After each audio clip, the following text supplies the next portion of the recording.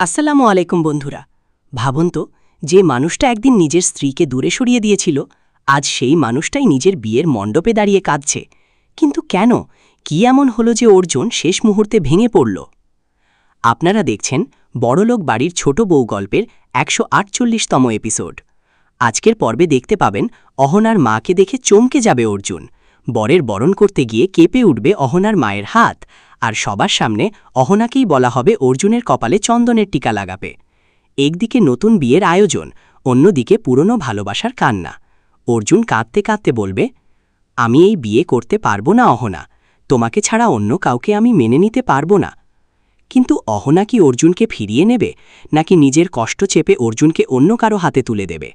আর সবচেয়ে বড় টুইস্ট, শেষ মুহূর্তে কি সত্যিই ভেঙে যাবে এই বিয়ে? জানতে হলে পুরো পর্বটি অবশ্যই দেখুন। ভিডিওটি শুরু করার আগে লাইক, শেয়ার এবং সাবস্ক্রাইব করতে ভুলবেন না। আর পরবর্তী এপিসোডের আপডেট পেতে আমাদের সাথেই থাকুন।